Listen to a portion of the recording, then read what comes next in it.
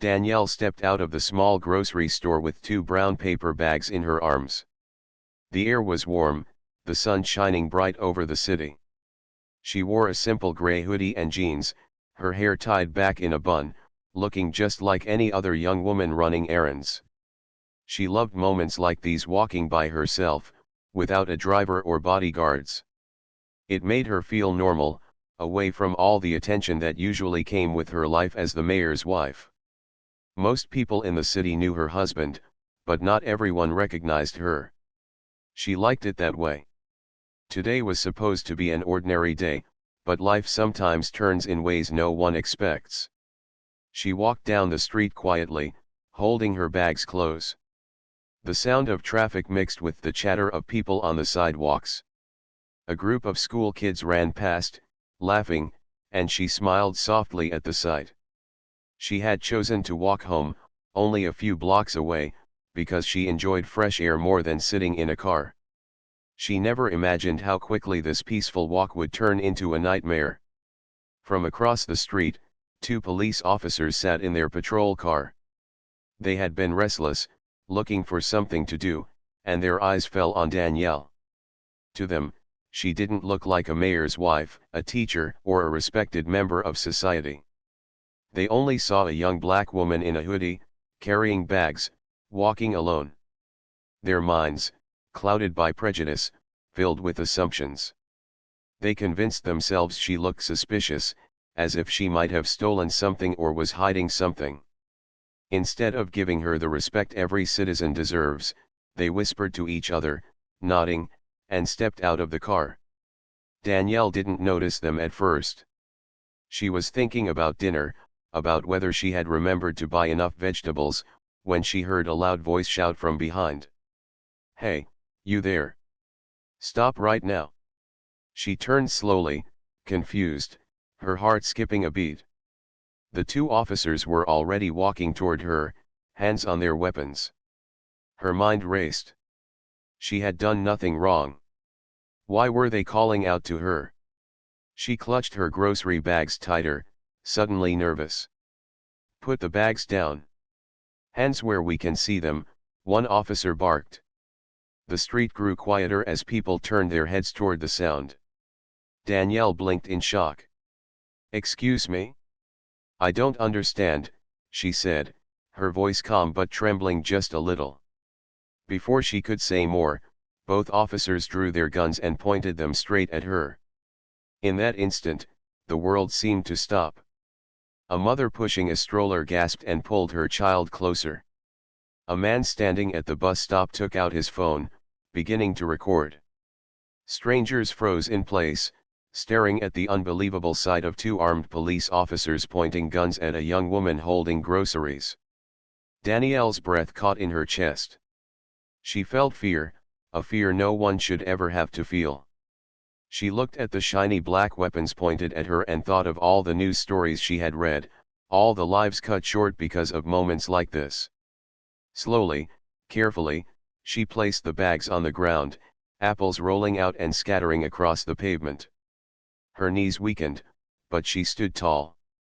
"You're making a mistake," she said firmly, though her heart pounded like a drum inside her chest. "I'm not who you think I am." The officers didn't lower their guns. One stepped closer, his voice sharp. "On your knees. Now." The other glanced around nervously as more bystanders pulled out phones, recording every second. Danielle's mind raced. She wanted to scream, to tell them who she was, but she knew yelling might make things worse. She also knew that no matter how calm she was, her skin color had already placed her in danger. That realization hurt more than the fear itself. She thought of her husband, the mayor, sitting in his office, not knowing that just a few blocks away, his wife was being treated like a criminal in the middle of the street. People in the crowd began shouting at the officers. "She didn't do anything," one woman cried. "Leave her alone," yelled a young man. The officers turned and threatened the crowd, telling them to back off, but the phones stayed up, cameras rolling. Danielle knew this was not just her fight anymore. Everyone watching could see the truth. This was wrong, deeply wrong. But still, two guns were aimed at her chest. Her legs trembled, but she refused to kneel. She stood with her back straight, her eyes locked on the officers. In her calm but steady voice, she repeated, "You don't know who I am. You are making a mistake." The firmness in her tone surprised even her. She felt the weight of humiliation pressing down on her shoulders, but she would not give them the satisfaction of seeing her break. The longer the scene dragged on, the more uncomfortable it became. Cars slowed as drivers honked, confused by the chaos. A little boy clutched his mother's hand, asking loudly why the police were pointing guns at a lady with groceries. His innocent voice pierced the tense silence, making Danielle's chest ache. She had never felt so exposed, so vulnerable, yet so determined to hold on to her dignity. In her mind, she thought of her wedding day, the vows she made with her husband. She thought of the city they both loved and served, the people who looked up to them, and the hope they carried. And now here she was, treated as if she didn't belong in her own home, her own community. She felt anger rising, but she kept it steady, controlled. She knew every second mattered, every word could shift the outcome. The officers' hands shook slightly. They were unsure now, realizing the crowd was not on their side. Still, their pride and prejudice pushed them to keep their weapons aimed. Danielle's calmness only made them more uneasy. She could see the fear in their eyes, the fear not of her, but of being exposed for what they were doing.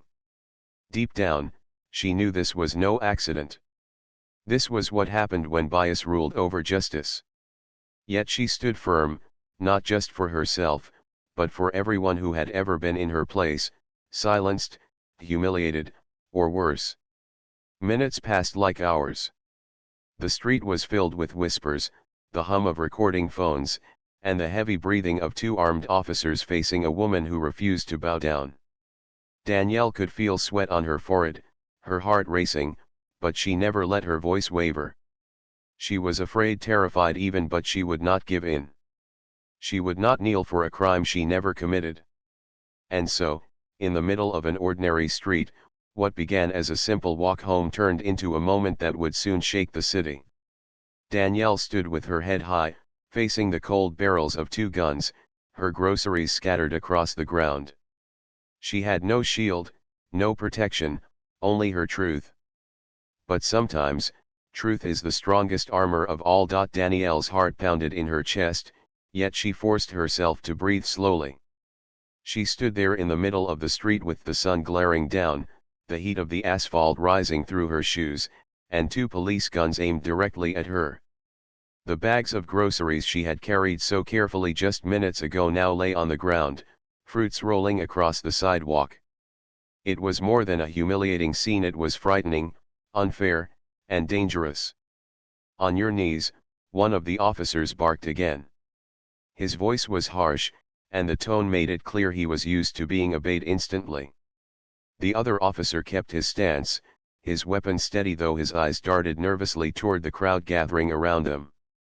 More people had stopped to watch, and more phones were lifted, recording every second. A few whispered to each other, some gasped, and others shouted words of protest. The energy on the street grew heavy, like a storm about to break. Danielle's eyes filled with tears, not from weakness, but from the overwhelming pressure of the moment. She was not crying for herself, she was crying for what this moment represented. Here she was, a woman who had dedicated her life to helping others, who believed in fairness, who supported her husband in his mission to serve the city, being treated as if she were a threat. All because of assumptions. All because they saw her skin before they saw her humanity.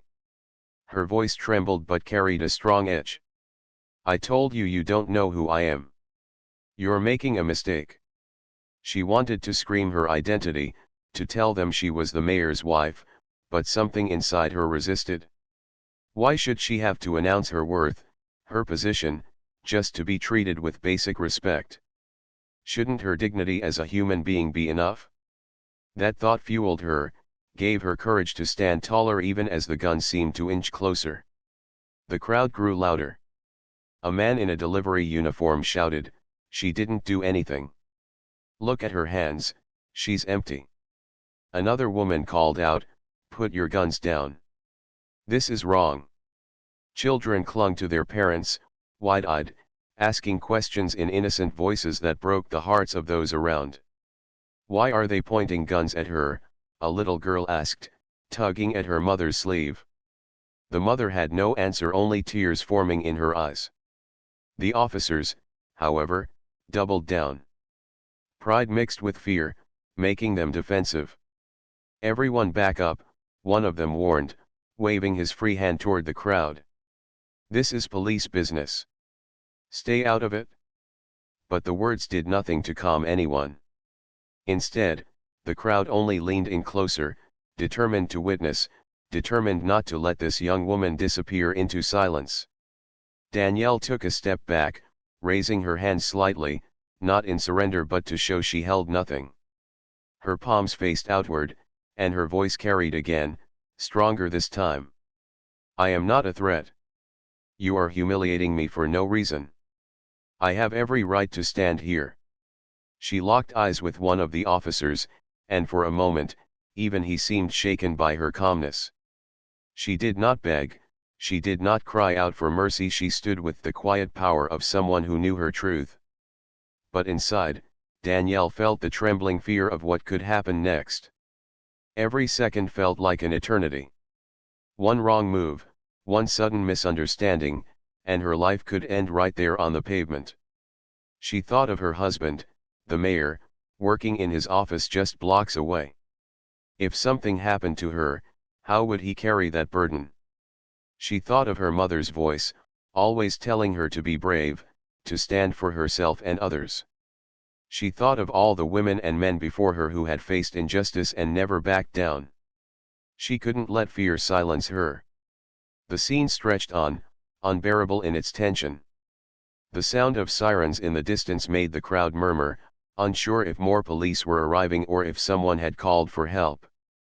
Danielle's eyes swept the street. People were not leaving, they were staying, watching, holding their phones high. That gave her strength. She was not alone. Suddenly, one of the officers shouted again, "Down. Now." His voice cracked with frustration, his finger tight on the trigger. Danielle's knees wobbled, but she steadied herself. Her pride told her not to kneel, not to let them strip her of dignity. But her survival instincts told her any resistance could be fatal. The conflict inside her was like fire and ice clashing at once. Her groceries lay scattered, an apple rolling into the street where a car slowed down to avoid it. That simple image, an apple rolling away, stuck in her mind. It reminded her how fragile life was, how quickly everything could fall apart. And yet, as fragile as it seemed, she felt something unbreakable within herself. She would not let them crush her spirit. The crowd's shouts grew louder, braver. "She's innocent," one man yelled. "You're abusing your power," another added. People began chanting, voices joining together in rhythm. "Put the guns down. Put the guns down." The chant spread like fire, echoing through the block. Even passing cars honked in support, drivers leaning out their windows to shout in protest. The officers glanced at each other, their faces pale with unease. The situation was no longer in their control. Danielle seized that moment. With a steady, unwavering voice, she spoke again. "I told you, you're making a mistake. You will regret this." Her words carried not as a threat but as a prophecy, a statement of undeniable truth. Her eyes never left theirs, and for the first time, the officers looked uncertain, their confidence cracking. Inside her, fear and humiliation mixed with a strange kind of power. Though she was the one with guns pointed at her, it was the officers who now looked nervous. They could feel the weight of the crowd's judgment pressing down on them. They could see the phones recording, capturing every twitch, every order, every second that would soon spread far beyond this street. Danielle realized she was not just fighting for herself anymore, she was standing for everyone watching, everyone who had ever been treated as less. Her body trembled, but her spirit stood tall. She had never felt so exposed, so small, and yet so powerful at the same time. She whispered to herself, almost like a prayer, "Stay calm. Stay strong. This will not break me." Minutes ticked by. The heat of the sun made sweat drip down her back, her legs felt heavy, but she refused to bend.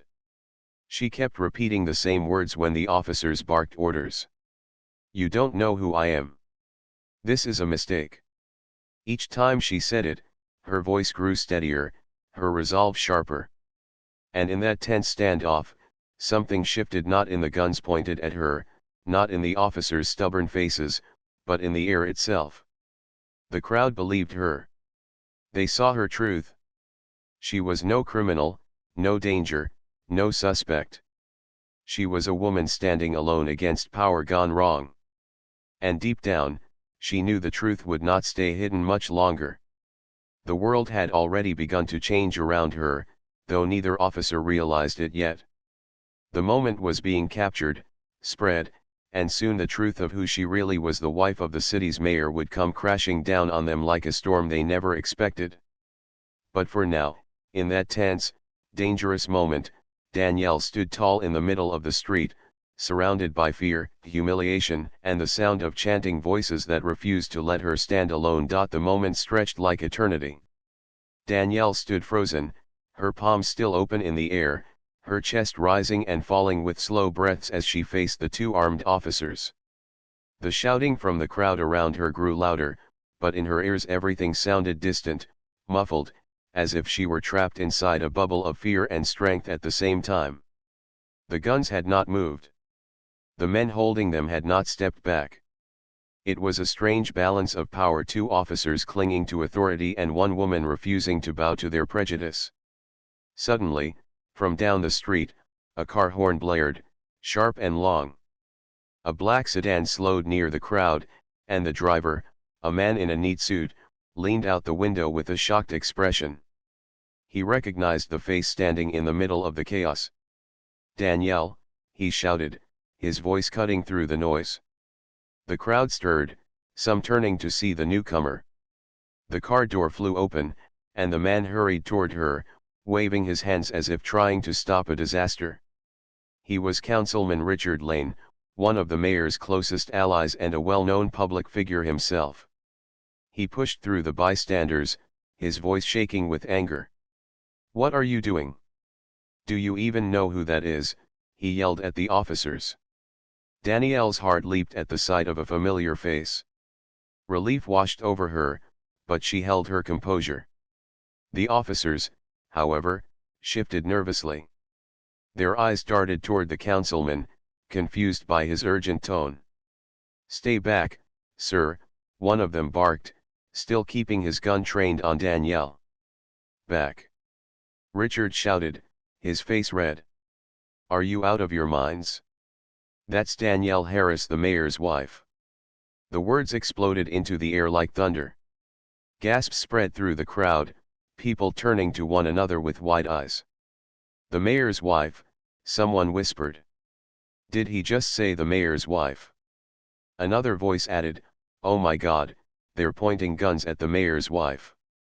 The crowd erupted, their shouts now filled with even more outrage, more disbelief. Danielle felt the sting of humiliation twist deeper. She had not wanted to use her identity as a shield, had not wanted to declare who she was just to earn basic respect. But now, with Richard shouting the truth to the world, the reveal could not be hidden. It was out. The officers' faces went pale, their confidence draining like water from a broken cup. One of them lowered his weapon slightly, his hand trembling. The other clenched his jaw, as if refusing to admit the mistake already hanging heavy in the air.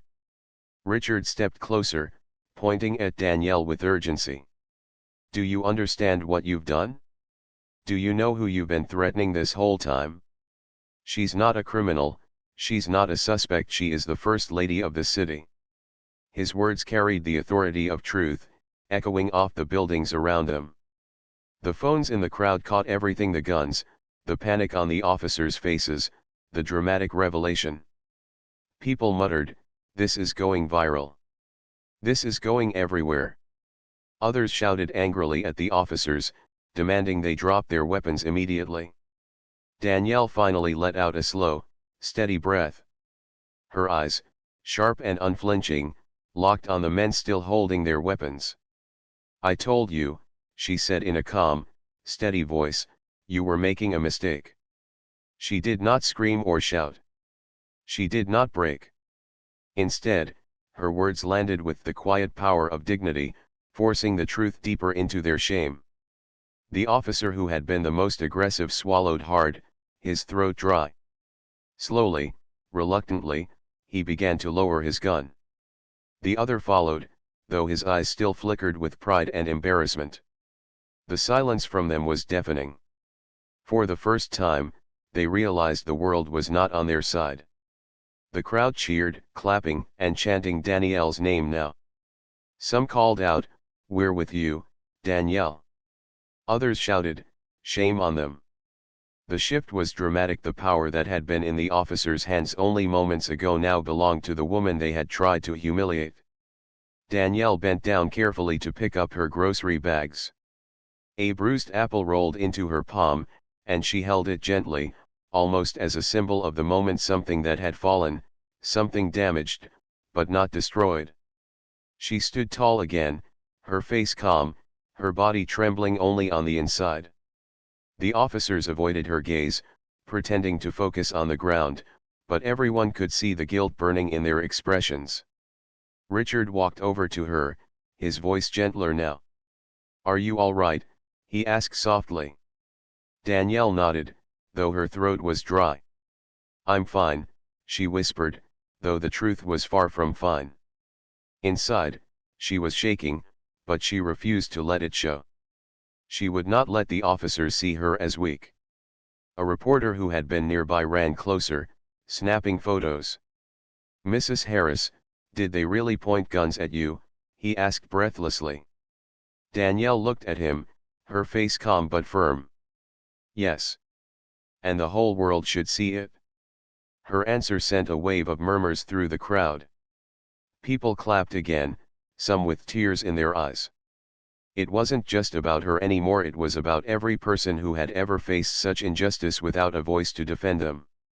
The officers muttered to each other, clearly wanting to retreat, but the crowd boxed them in. Richard stood tall, glaring at them. "You'll answer for this," he said firmly. "You think you can treat anyone this way? You'll learn today that you can't." Danielle shifted her bag on her arm and looked once more at the officers. Her words were simple, but they carried weight. "Next time you see someone like me, remember this moment. Remember who you pointed your guns at. Remember the world is watching." She walked forward, her steps steady, the crowd parting around her as though she were royalty. Phones followed her every move, recording the woman who had just endured public humiliation with unshakable strength. The officers stood frozen, unable to undo what they had done, unable to erase the truth that was now spilling across social media within minutes. The revelation that they had pointed guns at the mayor's wife would not just shake their careers, it would shake the entire city. And as Danielle walked toward home, Richard at her side, she knew this was only the beginning. The truth was out now, and the consequences for those who had tried to strip her of dignity would come crashing down like thunder. For the first time since the guns had been drawn, she allowed herself to breathe freely. She was safe for the moment, but she knew the story was far from over. The world had seen, the world had heard, and the world would demand justice. The story spread like wildfire. By the time Danielle reached home that evening, the videos recorded on the street were already everywhere on social media, on local news websites, even being replayed on television. The clips were shocking and powerful. They showed two police officers standing with guns aimed at a woman in a hoodie, the crowd shouting, the councilman running in, and the unbelievable moment when the truth came out that the woman they had targeted was the mayor's wife. The images were undeniable, the sound of Danielle's steady voice unforgettable, "You're making a mistake. You don't know who I am." The next morning, the city woke up buzzing with anger, disbelief, and questions. People gathered outside City Hall holding signs that read, "Justice for Danielle," and "Stop the bias." Protesters chanted for change, demanding answers from the police department. News reporters filled the sidewalks, their cameras flashing as they interviewed citizens who had been there that day. One woman cried on camera, saying, "She could have been killed. If she wasn't the mayor's wife, who knows what would have happened?" Another man added, "It's proof of what so many face every day. This is bigger than just one incident." Inside their home, Danielle sat at the kitchen table, sipping tea while her husband, Mayor David Harris, paced back and forth across the room. His face was pale with worry, his hands clenched into fists. He had seen the video dozens of times, each viewing filling him with anger.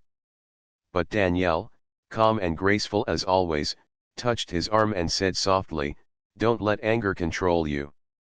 Let justice guide you." David stopped pacing and looked at her. "I can't believe they did this to you," he said in a strained voice. "In broad daylight, with everyone watching. They treated you like a criminal. My wife." His voice cracked on the last word. Danielle reached for his hand and held it. "They didn't just do it to me. They did it to every woman who looks like me. To every person judged by their skin instead of their heart. This is not just about me, it's about the city we lead." Her eyes were steady, her words soft but firm. That same afternoon, the mayor held a press conference outside City Hall. Cameras flashed as he stood before the podium, Danielle by his side. The crowd hushed, waiting for his words. His voice carried across the plaza, firm and filled with emotion. "What happened yesterday was unacceptable," he said. "No citizen of the city, no woman, no man, no child should ever have to face guns pointed at them because of the color of their skin. My wife, Danielle, is more than just the first lady of the city. She is a human being who deserved respect, and she was denied it." The crowd erupted in applause and cheers, some raising fists in solidarity. Danielle stood quietly beside him, her face calm, her presence a symbol of quiet strength. David continued, his voice stronger now. "The officers involved in this incident have been placed on suspension, and a full investigation has begun. We will not sweep this under the rug. This city demands accountability, and it will have it." Reporters shouted questions, cameras zoomed in on Danielle. A journalist asked, "Mrs. Harris, how did you feel in that moment, with the guns pointed at you?" Danielle took the microphone gently, her voice soft but clear. "I felt fear, yes. But I also felt determination.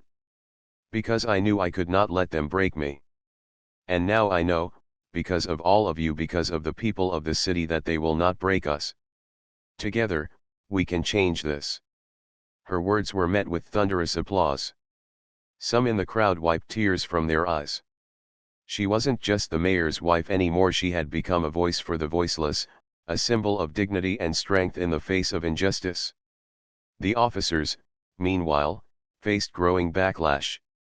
Their names and faces appeared on the evening news, and their department was bombarded with calls and emails demanding action. Community leaders, pastors, and activists spoke out, saying this incident revealed what many had warned about for years: deep prejudice within the force. One community elder said during an interview, "If this can happen to the mayor's wife, what chance does an ordinary young woman have? This cannot continue." Danielle watched all of this unfold from home. She felt the weight of it pressing on her shoulders, but she also felt purpose. When friends and family called, telling her to rest, to stay out of the spotlight, she shook her head. "No," she told them. "This is bigger than me. I have to speak." And so she did. In the days that followed, Danielle visited schools, churches, and community centers. She spoke to mothers, fathers, and young people about her experience, not with anger but with truth. I stood in the street with guns pointed at me, she told them. But I also stood with courage. And you can too. We deserve better, all of us. Her words inspired many, giving strength to those who had quietly suffered in silence. The city could not ignore her. Newspapers printed headlines like, "First Lady Stands Tall Against Injustice and Mayor's Wife Becomes Voice of Change." Television anchors spoke about her dignity, her refusal to break, her power to turn pain into hope. But with the praise came criticism too. Some tried to twist the story, suggesting the officers were just doing their job. Danielle listened to these voices, but instead of letting them anger her, she used them as fuel. If this is their idea of doing their job, she told a reporter calmly, then the job itself must change. At night, when the house grew quiet, Danielle sometimes lay awake, replaying the scene in her mind, the sound of the officer's shout, the sight of the gun, the feeling of humiliation. The memories brought tears to her eyes, but she always reminded herself of the chants from the crowd, the voices that rose to protect her when she stood alone. Those voices gave her peace. One evening, as she and David sat together on the porch, the mayor turned to her and said, "You've changed the city, Danielle. You've done more with your calm strength than I could ever do with speeches and policies." She smiled softly. "I didn't want to be a symbol," she said. "But maybe the city needed one." The investigation into the officers continued. Both men were suspended, and disciplinary hearings loomed. The police department, under immense pressure, announced new training programs on bias and accountability. It was a small step, but an important one. Change had begun, and it started because one woman refused to kneel in the street. Danielle's life was no longer quiet, no longer ordinary. She had become a public figure in her own right, her face appearing on television, her words quoted in newspapers, her actions inspiring many. And though the memory of that day still lingered painfully in her heart, she carried it with grace. What began as a moment of fear had transformed into a movement of hope. The city was awake now, and Danielle stood in the center of it all, not just as the mayor's wife, but as a woman who turned injustice into strength, humiliation into courage, and silence into a voice that the world could not ignore. The city was still buzzing weeks after the incident. Everywhere Danielle went, people recognized her. Some approached with kind words, some with tears in their eyes, thanking her for standing tall when it would have been easier to give in. Others stopped her in grocery stores, on sidewalks, even in the park, telling her how her courage gave them strength to believe that change was possible. She never asked for this attention, but she carried it with quiet dignity. The police department could no longer ignore the outrage. The investigation concluded, and the two officers were found guilty of serious misconduct. They were removed from duty, their badges taken away. The announcement played live on television, and the moment felt symbolic. For years, people had complained about mistreatment, but rarely did justice seem so visible. Now, with the whole city watching, accountability finally arrived. Yet Danielle did not smile with satisfaction. She didn't celebrate their downfall. When asked by reporters for her reaction, she spoke carefully. "This is not about revenge," she said. "It's about responsibility. These men lost their jobs, but what matters more is whether the city learns from what happened. That is the justice I want to see." Her calm tone silenced even the most cynical voices.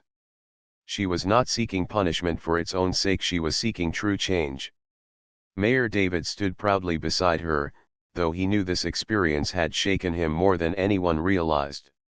Every time he pictured his wife on that street, guns pointed at her, his chest ached.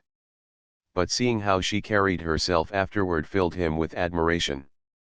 She wasn't just his wife anymore. She had become the city's moral compass, the voice people looked to for guidance when anger and confusion threatened to overwhelm. Community meetings were held across neighborhoods. Danielle attended many of them, listening to people's stories. A young man shared how he had been stopped dozens of times on his way to work. An elderly woman spoke about being treated with suspicion when she walked into stores. Parents worried about their children, praying they wouldn't be caught in situations like Danielle's. She listened carefully to each voice, nodding, sometimes holding hands with those who broke into tears. Then she would speak softly, "I understand your pain. I felt it too. But we must not let it turn us into people filled with hate. Let us use it to build something better." Her words spread hope, and hope spread into action. Volunteers formed groups to work with schools, churches, and local leaders. Workshops on respect, fairness, and equality were created. For the first time in years, the city felt like it was moving in the right direction, not because of policies written in offices, but because of the voice of one woman who refused to kneel when the world expected her to. Danielle often reflected on the moment itself. Sometimes late at night, when the house was quiet, she would sit by the window and think about how close she had been to tragedy. She could still hear the sharp command in the officer's voice, still see the black barrel of the gun, still feel her heart pounding as she decided not to fall to her knees. The memory never fully left her, but instead of breaking her, it became part of her strength. It reminded her of what was at stake, of why she had to keep speaking. The city council invited her to give a speech at a major civic event. She stood on the stage in front of thousands of people, the lights shining, cameras rolling, her husband smiling proudly from the front row. She took a deep breath, then began. "A few weeks ago, I stood in the street, face to face with fear. Two guns pointed at me, and in that moment I felt the weight of every person who has ever been treated unfairly, judged for the way they look, for the assumptions others carry. I chose to stand. I chose to use my voice. And now, I ask all of you, stand with me. Use your voice. Because change does not come from one person. It comes from all of us, together." The crowd erupted in applause, cheers echoing into the night sky. People stood, clapping, chanting her name. Tears rolled down faces as they felt the sincerity in her words. She was no longer just the mayor's wife, she had become a leader in her own right, a woman whose story carried a lesson the city, and maybe even the country, would never forget. After the speech, children ran up to her with flowers, families shook her hand, young people told her she had inspired them to dream of a better future. Danielle smiled at each one, humbled by their love.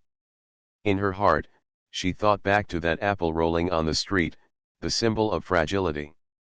And she realized now that even fragile things could shine again if handled with care. The police department began real reforms. New training programs were introduced, stricter accountability was enforced, and community members were invited to sit on review boards. Danielle kept a close eye on these changes, not as a critic but as a guide, reminding officials that true reform was not about policies written on paper but about changing hearts. "You cannot train compassion into someone," she told them in a meeting.